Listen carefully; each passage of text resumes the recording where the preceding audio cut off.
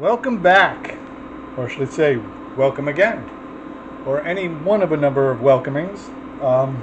We are starting the black bean noodles right now. I'm going to add a little bit of avocado oil to our pan. I'm heating it up, and I'm going to add one garlic clove to the pan. Start sauteing that. While that's getting ready, I've already cut up the kabocha squash, and when you're cutting up the squash, it's an extremely hard squash. If you're familiar with butternut squash and trying to cut that, it's the same kind of thing. It's like cutting cast iron. It's not great. I've got my zucchini cut up. I've got my shiitake mushrooms cut up. This is the brand of, I don't know if you can see that too well. I'm going to zoom in. It's One Culture Foods for the Chinese fermented black bean. It is gluten-free, which is important. Doesn't contain, obviously, any animal products. You got to be super careful, especially with a lot of these Asian sauces. A lot of times they have fish products in there. If you're allergic to seafood, keep an eye out. So the garlic is getting nice and fragrant. I can smell it. I'm going to add the onions to that. And we're going to saute that for a bit. That was one small onion. It was super ripe. One of those tear-jerker onions that really get your eyes watering. And my eyes are particularly sensitive to that. So I'm going to let this saute for a minute.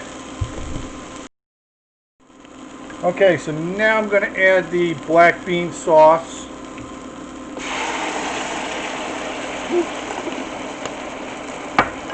Just going to lower the heat just a teeny tiny bit. Oh, it smells so good. I don't know if you can hear the birds chirping in the background, but they approve. It smells really, really good. I've never actually had black bean sauce, so this is a first for me. Interesting. I'm going to let that cook a little bit. Then we're going to add the zucchini. Okay, I'm adding the kabocha squash actually first because, quite honestly, it takes a little bit longer for this stuff to cook since it's a very firm squash. If you're pressed for time when cooking, and this shouldn't take too long, but God forbid you got to whip something up in like 10 minutes as opposed to 25 minutes, microwave the kabocha squash. If you microwave it for 3 or 4 minutes, that'll soften it up. That'll get it to the point where you don't have to wait for it to soften in the pan. So that's important.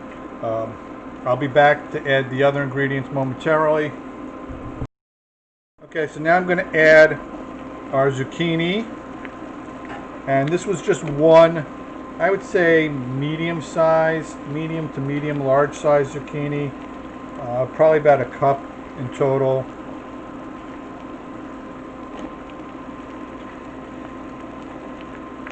We're just going to stir that around.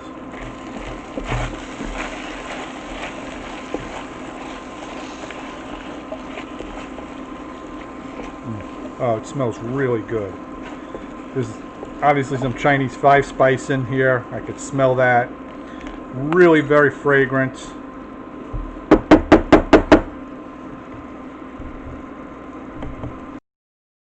Okay, so we're going to add a 1/4 cup of water to this right now. We're going to add some additional water later, especially because we're going to be adding some noodles to this, obviously.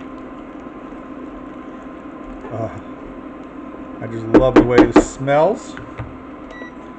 I'm going to add the zucchini. I'm adding the shiitake mushrooms. Holy crow.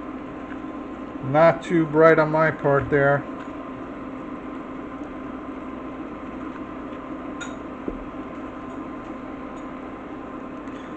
Stir that in. Hopefully the mushrooms release a little bit of liquid as well.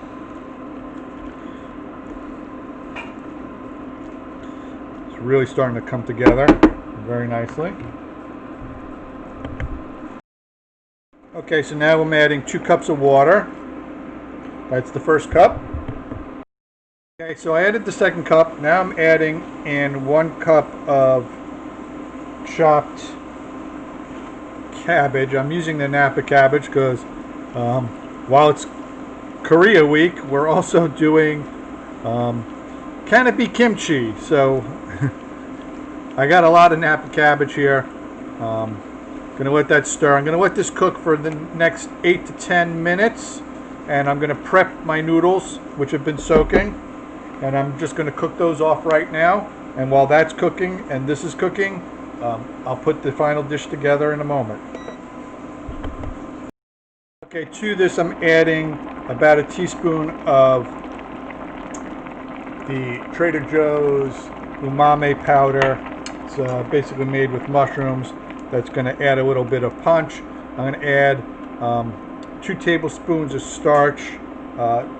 Traditionally I would use potato starch if I can find it.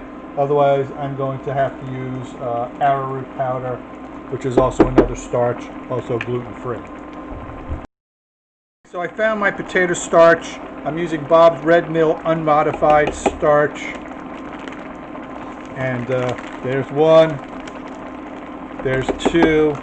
That should really thicken this sauce up, get it ready for the noodles. Usually when starches hit that boiling point, that's when the thickening power of the starch comes into play. I tested the kabocha squash. I'm a little disappointed. It seems a little underripe, but it is cooked through. Basically, the best way to test these things, take a little knife and just stab a piece. If the knife goes in easily, this did pretty well. It's good to go. My noodles are just about ready to be added to this, and we will be plating this up in a matter of minutes.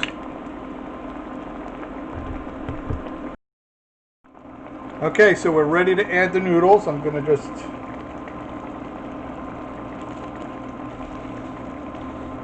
I probably should have cut these a little bit, but you know,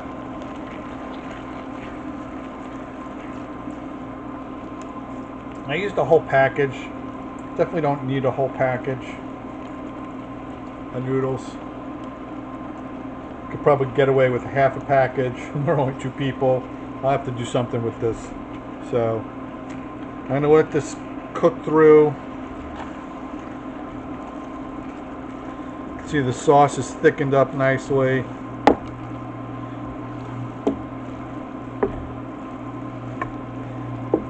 It smells fantastic.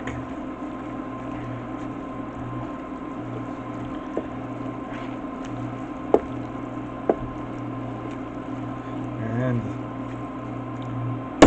that is basically it. I'm going to dress it up a little bit with some sprouts and whatnot, and we'll go from there. So I'll be back with the finished product. Okay, so there you have it, folks. This is the finished product. It's Korean black bean noodles. I added a touch of pea shoot greens and some leek sprouts on top. You do not have to do that, obviously. And a sprinkle of sesame seeds. So if you like these videos, please hit the subscribe button, hit the notification bell so when we come out with new videos, which are quite frequent, leave a comment, and also give us a thumbs up once in a while. We really appreciate it. You know, anytime you leave a comment, we usually reply. Usually it's good comments, sometimes even the bad comments. We like to explain things to people. So enjoy, have a great day.